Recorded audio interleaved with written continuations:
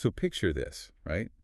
You're standing on the edge of this massive billion-dollar construction site. Oh, like one of those huge mega projects. Exactly. Yeah. Yeah, Maybe it's a sprawling new international airport in the Middle East, or, I don't know, a state-of-the-art medical campus, or maybe a high-speed rail network cutting straight through the desert. right. You hear the deafening roar of diesel engines, and you see, like, thousands of workers moving around like this perfectly synchronized army. Yeah, it's incredible to watch. It really is. And you're watching thousands of tons of steel and concrete just rising into the sky.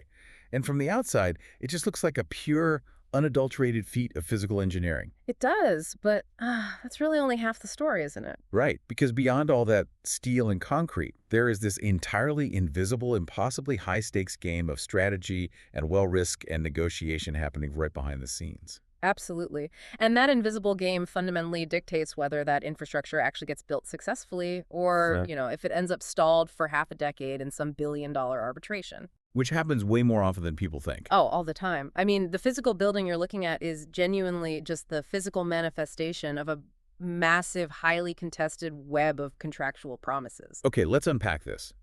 Because anyone who has spent like 10 minutes on a mega project knows that the theoretical scale of the contracts completely governs the physical scale of the construction. Yeah, the paper builds the project. Exactly.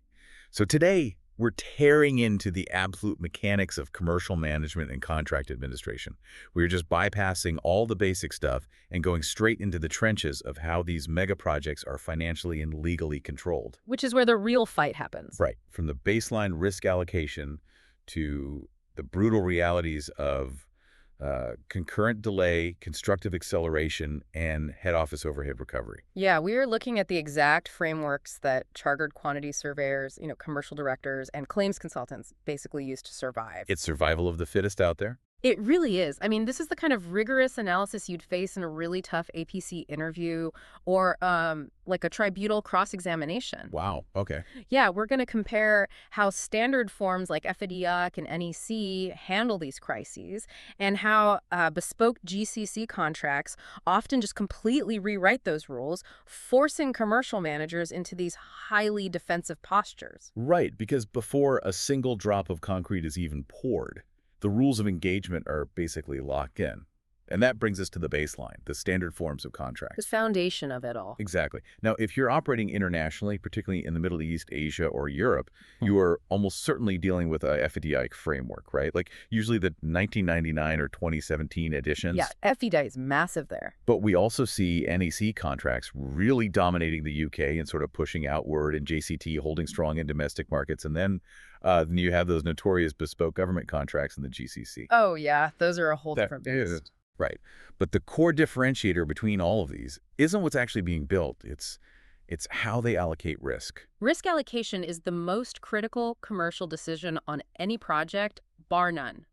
I mean, FIDIs fundamentally allocates risk based on the traditional principle of who is basically best equipped to foresee and manage it. Right. Makes sense. Take unforeseeable physical conditions, for example. I think it's clause 4.12 in the Red Book. You dig down, you hit this unmapped geotechnical fault line. Nightmare scenario. Total nightmare. Yeah. But FADI generally dictates that the employer takes that risk because, well, they own the land and they conducted the initial site investigations. Okay, so the employer's on the hook. Exactly. The contractor couldn't have priced that in at tender stage without adding a massive, totally uncompetitive risk premium. If they priced in every possible disaster, they'd never win a single job. Right. But contrast that with NEC, the new engineering contract. Yeah. Because NEC is built on a completely different psychological foundation, isn't it? It really is. It's fascinating. It forces the employer and the contractor into this, what do they call it? A spirit of mutual trust and cooperation, which, always sounds great in a boardroom and then often completely falls apart on site. Yeah. Reality hits pretty hard. But NEC relies heavily on early warning mechanisms. So the second a commercial manager spots that fault line, it goes straight on a risk register, and they hold a risk reduction meeting. So it's much more collaborative. In theory, yes. It's proactive management rather than reactive claims building. JCT, conversely, remains highly prescriptive and traditional. But where it gets genuinely chaotic is when major developers or governments, especially in the GCC, take a balanced standard form like FIDI 1999, and they just heavily amend it to shift virtually all the risk onto the contractor. Right, they just butcher the contract. Totally. They will take that exact unforeseeable ground conditions clause we just talked about and simply delete the contractor's right to claim time or money. Wait, really? They just delete it? Just strike it right out, making it the contractor's absolute responsibility to have foreseen the unforeseeable. That's insane. It is. And that practice got so entirely out of hand, distorting the market so severely, that in 2019, FIDIC actually released the FIDIC Golden Principles. Oh, yeah. I always find the Golden Principles fascinating because they read almost like this desperate plea for brand integrity. That's a great way to put it. Right. FIDIC essentially said, if you are going to call your document a FIDIC contract, there are these core tenets of fairness you absolutely cannot alter. You have to play by the core rule. Yeah, like you cannot strip away the contractor's right to claim for those unforeseeable conditions or remove the engineer's impartiality in making determinations and still slap that recognizable FIDIC logo on the cover. Yeah. It destroys the commercial equilibrium. Exactly. But, I mean, let's be real here. Who is actually enforcing these golden principles? If a multi-billion-dollar sovereign wealth fund hands a Tier 1 contractor a heavily butchered FEI contract, the contractor isn't going to reject it over the golden principles, are they? Oh, absolutely not. They're going to sign it to secure the revenue. They'll sign it every time, which is exactly why professional competency standards, like those from the RICS or the AIQS, are just so vital. Also, Well, the commercial manager's job isn't to reject the contract. It's to instantly recognize that the golden principles have been violated. They have to look at it and go, okay, this is messed up. right, spot the danger. Yeah, and then quantify the massive financial risk of taking on that ground condition liability and ensure it is priced into the tender or mitigated through specific insurances. So they have to build a safety net. Precisely. Standard forms aren't just rule books assuming a perfect build. What's fascinating here is that they are highly complex contingency plans designed to price and schedule absolute chaos. Which brings us perfectly into the anatomy of a change. Because the second you hit the site, that perfect paper plan just disintegrates, you have variations, the scope changes. It always does. Always. Now, valuing these changes is where the commercial battleground truly opens up. I mean, we all know the baseline. You look at the bill of quantities, the BOQ. Right, the agreed rates. But the real friction happens when those agreed BOQ rates become entirely inapplicable. Like, say the employer initiates a variation to change the structural steel specifications. You look at the BOQ, and you don't have a rate for that specific new grade of steel. No, of course not. So you have to build a star rate from first principles. Yeah, and building a star rate sounds straightforward on paper. Cost of materials, labor, plant, plus agreed overhead and profit. Right, simple math. But tribunals see massive disputes over the granular details of those buildups. It gets incredibly messy. Really? Like what kind of details? Well, contractors will naturally try to use premium supply chain quotes for the new materials, right?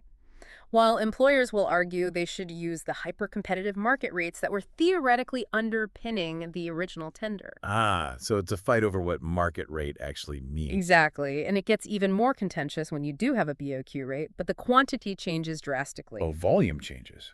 Yeah. So say a BOQ had 100 linear meters of a specific pipe, right? And a design change pushes it to 10,000 meters. That's a massive jump. Exactly.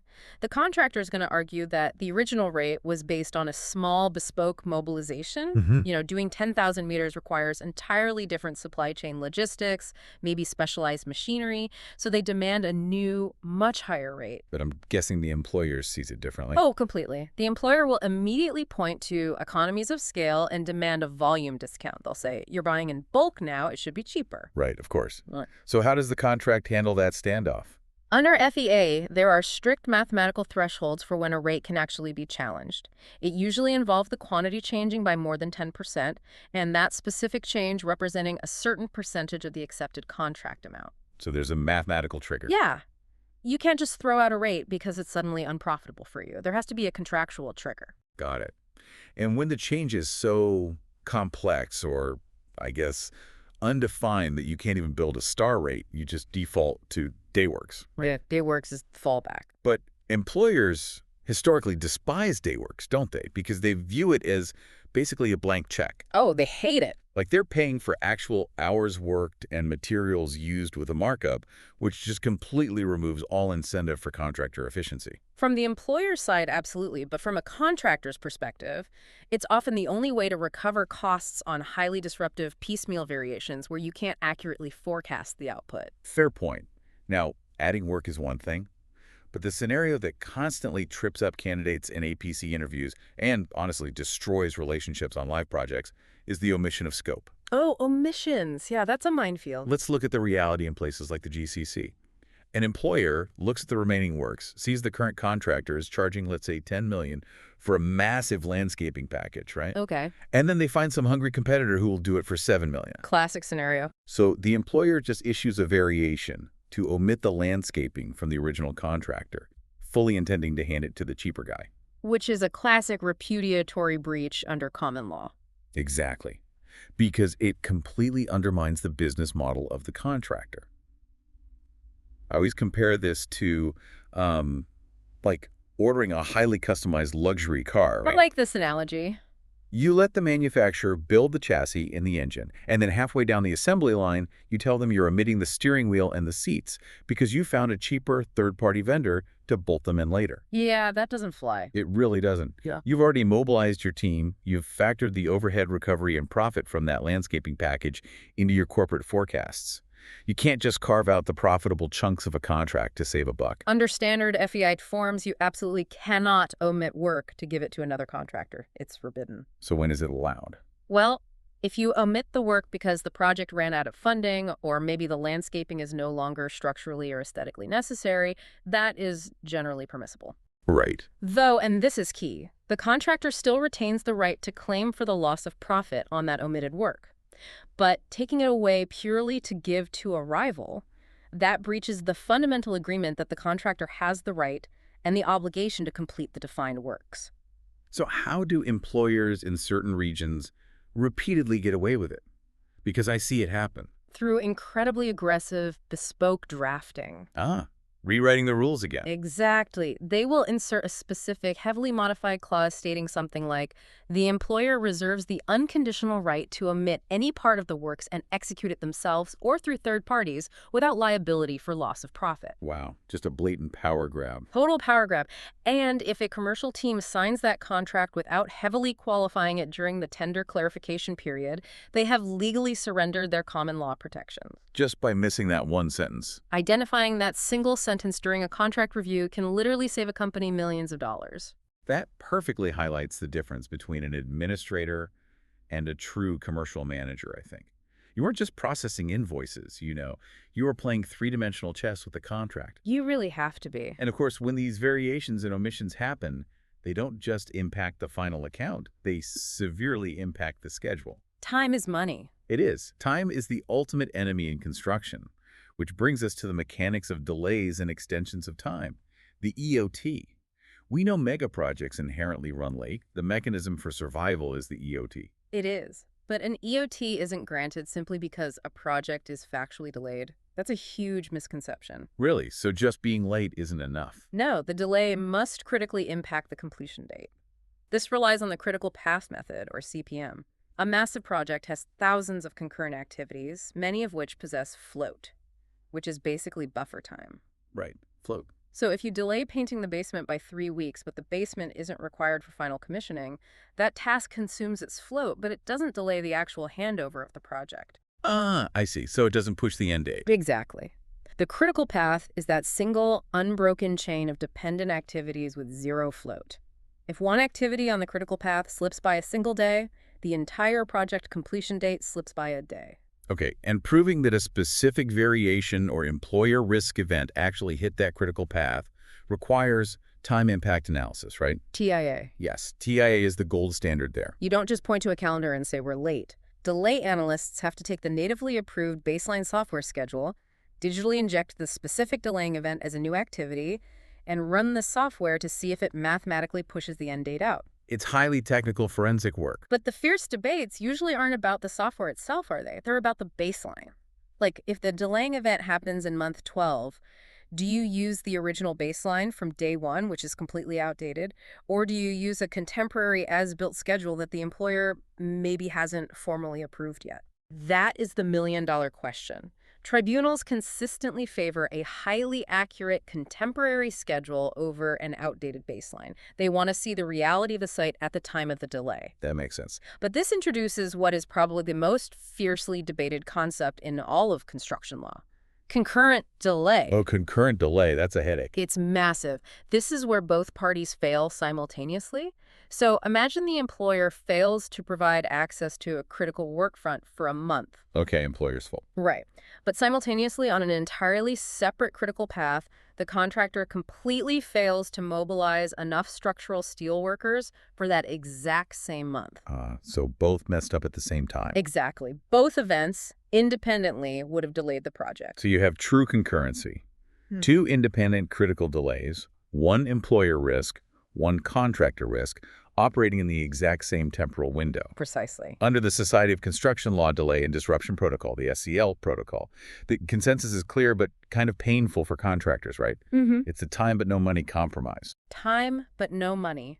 That's the mantra. So the contractor gets the extension of time, which protects them from liquidated damages, because the employer can't benefit from their own failure to provide access. But, and this is the kicker, the contractor is denied prolongation costs. Yep. They don't get paid for their extended stay on site because they would have been delayed anyway by their own failure to mobilize those steelworkers. The SCL protocol handles that elegantly, honestly, but it ties directly into the vicious battle over float ownership. We just established that non-critical activities have float, but who owns that float? Right. Who gets to use that buffer? Say the employer delays a non-critical activity, eating up all 3 weeks of its float. The end date doesn't move, so there is no EOT, but now that activity has zero float, it is firmly on the critical path. Oh, okay. I see where this is going. If the contractor subsequently delays that same activity by just 1 day, they are suddenly liable for project delay. Wow. So the employer used up the safety net, and the contractor takes the fall for the 1 day over. The prevailing industry stance is that the project owns the float, right? It's first come, first served. Exactly. First come, first served. Which means it's a race to consume it, which just seems like a terrible way to manage risk. It encourages bad behavior, frankly. Yeah, I bet. But I want to pivot to a situation where the EOT mechanism just breaks down entirely. Let's look at constructive acceleration. Oh, that's a tough one. How do you mathematically and legally prove you were forced to accelerate without a formal instruction from the employer? Constructive acceleration is exceptionally difficult to prove, which is why tribunals scrutinize it so heavily. Give me a scenario. Okay, the classic scenario. The contractor suffers a highly provable employer-caused critical delay. They submit a pristine EOT claim. The engineer or employer, acting totally unreasonably, outright rejects it or simply refuses to make a determination. So the contractor's left hanging. Exactly. And the contractual completion date is looming. The contractor knows they are facing massive liquidated damages. So, to mitigate that massive financial risk, the contractor unilaterally decides to work double shifts, rent extra cranes, and pay massive overtime to pull the schedule back. They accelerate on their own dime. They accelerate. But because the employer didn't issue a variation instructing the acceleration, like they just wrongly withheld the EOT, the contractor has to claim it constructively. Yes, and to win that claim, you have to prove a very strict 4-part test. Okay, what are the 4 parts? 1, you were contractually entitled to an EOT. 2, you submitted a timely claim for that EOT. 3, the EOT was wrongfully denied or delayed by the employer. Got it. And the 4th? 4, you actually incurred verifiable premium costs to accelerate, and, this is crucial, you formally notified the employer you were doing it. If you just speed up quietly because you're nervous, you aren't getting a dime back. Right, you can't just secretly panic accelerate. You have to say, I am doing this because you rejected my claim and it's costing me X. Exactly, you have to put them on notice. And translating that time into money is where the true financial fallout happens. An extension of time merely shields you from liquidated damages. To actually recover the cash you burned staying on site longer, you need a claim for prolongation costs. Okay, so prolongation is relatively straightforward on a site level, right? You calculate the daily running cost of your site cabins, your tower cranes, your dedicated project management staff, and you multiply it by the days of critical delay. Yeah, the direct site costs are usually pretty easy to prove. But the absolute bloodbath happens when you try to recover head office overheads. Oh, the overheads, that's where the real war is. This is where we get into the infamous mathematical models, Hudson, Emden, and Eichley. Yeah. And to understand why these formulas even exist, you really have to understand corporate structure. A massive Tier 1 contractor has a global head office, right? They're at the corporate guys. The executives, legal teams, IT infrastructure, HR. That head office generates no direct revenue on its own. It survives by skimming a percentage of overhead contribution from every single live project in its portfolio. So every site feeds the beast. Exactly. So when a massive mega project is delayed by the employer for, say, 6 months, it stops generating new revenue, effectively starving the head office. Because they aren't hitting new milestones. Right. And worse, because the contractor's bonding capacity and key personnel are locked into that delayed project, they cannot go to the market and win new work to replace that missing overhead contribution. They are trapped. So you need a formula to calculate the exact dollar value of that starvation. Historically, I know the UK courts leaned on the Hudson formula, right? Yeah. But Hudson is notoriously flawed, isn't it? Because it uses the overhead percentage that the contractor built into their original tender. That's the flaw, exactly. So if the contractor deliberately underpriced their overheads just to win the job, like a suicide bid, Hudson will massively undercompensate them. Conversely, if they inflated it, Hudson overcompensates them. It's purely theoretical. Which is exactly why the Emden formula became so favored. Emden strips away that tender illusion. How does it do that? It uses the contractor's actual audited company accounts to determine the true historical head office overhead percentage across their entire business, and then applies that to the delayed project. It's grounded in absolute financial reality. That makes way more sense. But the apex predator of overhead recovery is the Eichley formula, right? Right. Derived from U.S. federal contracting. Eichley is the heavy hitter. Because Eichley doesn't just look at percentages, it calculates the exact daily overhead rate, specifically allocable to the delayed project based on total company billings over the exact period, and multiplies it by the days of delay. It is incredibly precise. But the legal threshold to use Eichley is brutal. You have to prove strict standby. Yes. Strict standby is the hurdle where most Eichley claims just completely fail. What does that actually mean in practice? The contractor must prove that the delay was of an uncertain duration, meaning they were constantly being told by the employer, we might resolve this tomorrow or maybe next month. So they couldn't plan for anything. Exactly. Because of that uncertainty, they had to remain on strict standby, fully mobilized, and were utterly incapable of taking on replacement work or temporarily laying off staff.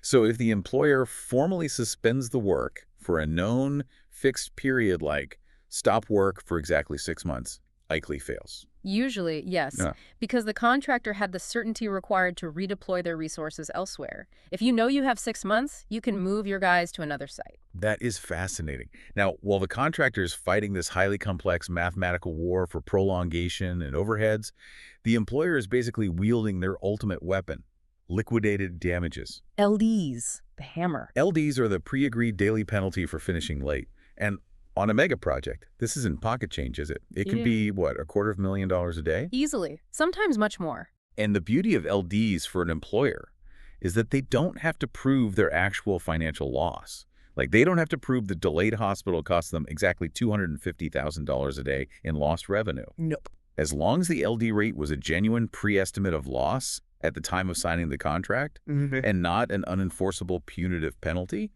they can just deduct it straight from the contractor's payment certificate. Just slice it right off the top. This creates the ultimate pressure cooker during commercial closeout. I can imagine. You have the contractor submitting a final account demanding $20 million in Eichley damages and unresolved variations. And sitting across the table, the employer has a calculation showing they are owed $15 million in liquidated damages because they rejected the contractor's TIA. It's a high-stakes standoff. It really is. Yeah. And to survive it, you have to build a totally bulletproof case. Right, and building that case relies on the holy trinity of claims administration: contractual entitlement, cause and effect, and the burden of proof. The 3 pillars. You can't just walk into a tribunal and argue that the employer was acting unfairly. Unfair doesn't win cases. You have to point to the exact subclause, say FIDIC 8.5 for delay, that grants you the legal entitlement to ask for relief. Exactly. Then you must draw a direct, unbroken forensic line between the employer's specific breach and your specific loss. And the burden of proof always rests squarely on the party asserting the claim. He who asserts must prove. And in construction law, the only currency that actually matters for proof is contemporary records. Right. Contemporary records are everything. Everything. I always compare contemporary records to an extreme high-stakes tax audit.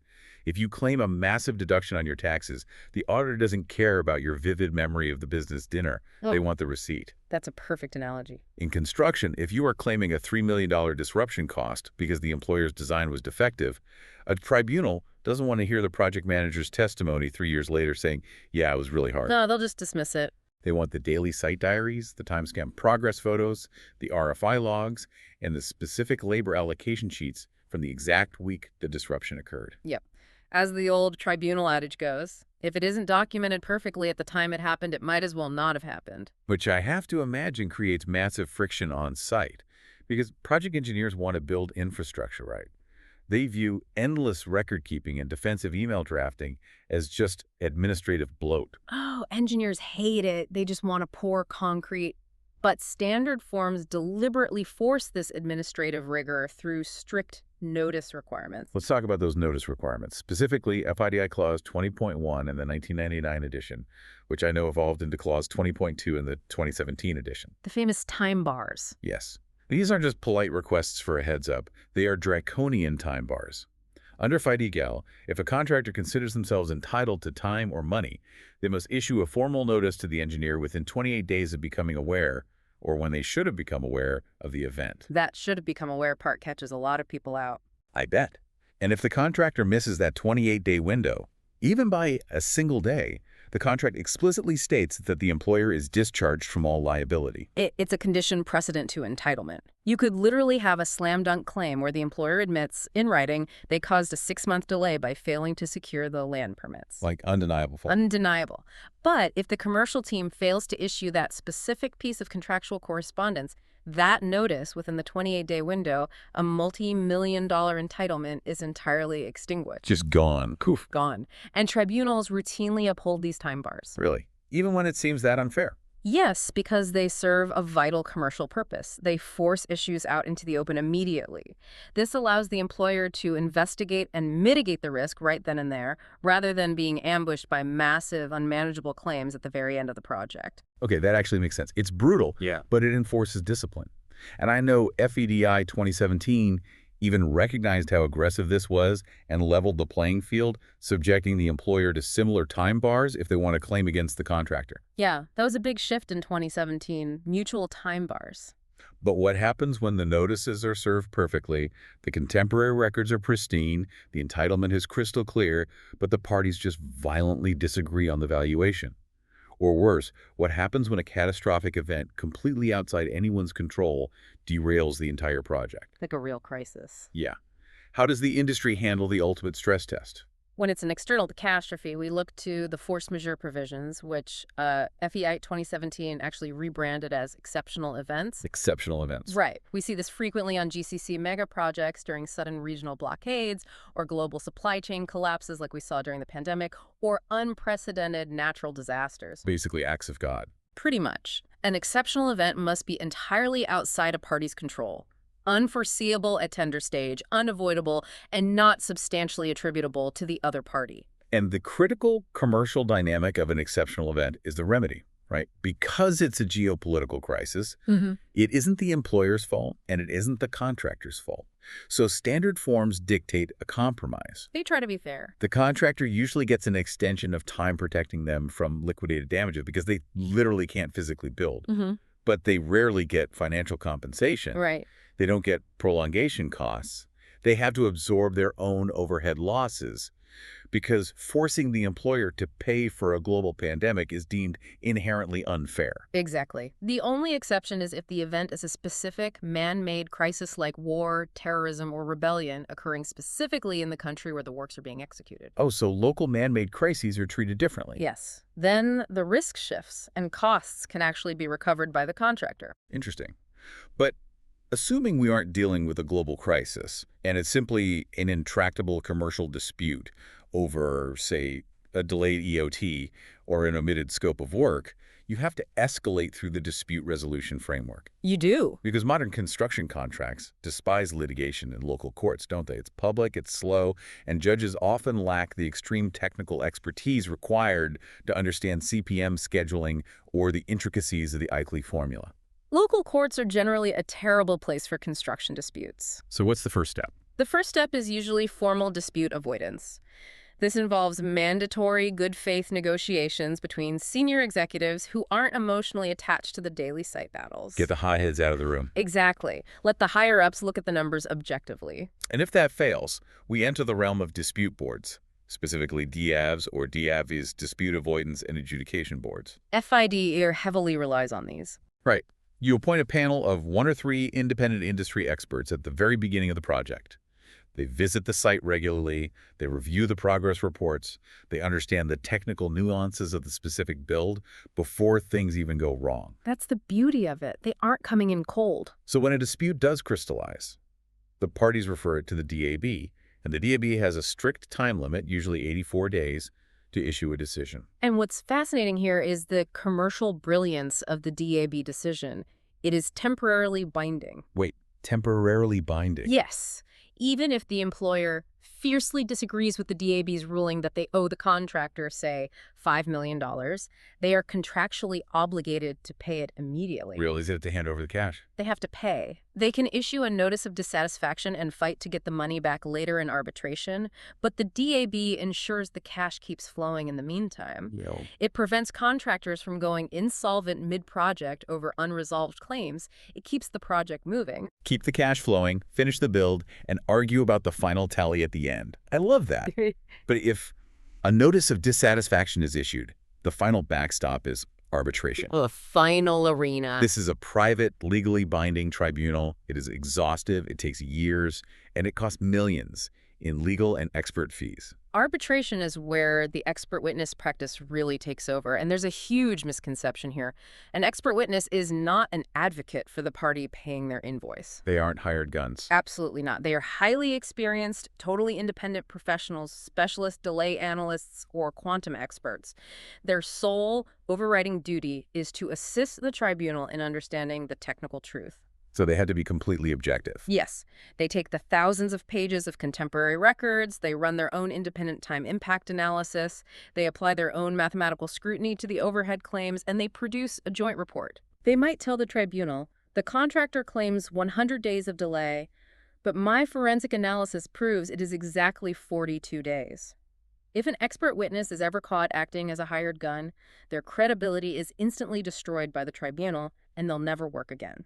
Which really highlights the immense risk of taking a dispute all the way to arbitration. It's a huge gamble. Right. Before a corporate board approves spending $3 million in legal fees to fight for a $15 million claim, a senior commercial director must prepare an options appraisal report. That's the reality check document. This is where commercial reality overrides project-level ego. The report coldly outlines the probabilities. It might say, we have a 70% chance of winning on entitlement, but only a 40% chance of surviving the strict standby test for Eichle overheads. Exactly. It breaks it down into percentages. So if we settle now through mediation, we walk away with $7 million guaranteed. If we arbitrate, we might win 12, but it will take 3 years and completely consume our executive bandwidth. It forces decision makers to view the dispute purely as a risk-adjusted financial equation. Ultimately, that options appraisal report relies on lessons learned from across the industry, from the UAE, Saudi Arabia, the UK, Australia. It synthesizes how tribunals historically react to these standard forms and all those bespoke amendments we talked about. It's just so comprehensive. It is. The entire life cycle we've discussed today, from the FEEI Gold principles all the way down to the DIB proceedings, is designed not to foster conflict, but to provide a highly structured mathematical methodology to resolve the inherent chaos of construction. And what a journey it is. I mean, we started by looking at a billion-dollar site, and we've drilled down into the foundational DNA that actually controls it. We really went into the weeds. We did. We debated the risk philosophies of FIDIC versus NEC, the absolute common law breach of omitting scope to give to a cheaper rival, and the rigorous mathematical thresholds for altering BOQ rates. And don't forget the float. Right. We mapped the critical path, navigated the SEO protocol stance on concurrent delay, and broke down the intense burden of proving constructive acceleration. We saw how the Emden and Eichle formulas calculate the precise cost of starving a head office, and how liquidated damages act as this ultimate counterweight. It's a delicate balance. And we recognize that none of this matters without the draconian discipline of FIDIC notice periods and the absolute supremacy of contemporary records. And finally, we explored how exceptional events, DAABs, and independent expert witnesses keep the entire industry from just collapsing under the weight of its own disputes. It's a masterclass in risk management, truly.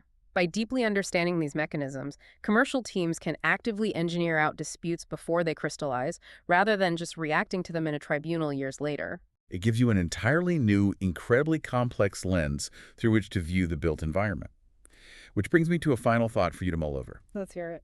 The next time you are driving past a massive new infrastructure project, or you see a towering commercial skyscraper nearing completion, look past the physical engineering. Consider this. The physical structure you see, the thousands of tons of steel and concrete, is merely a shadow. It really is. The true foundation holding that project together isn't concrete at all.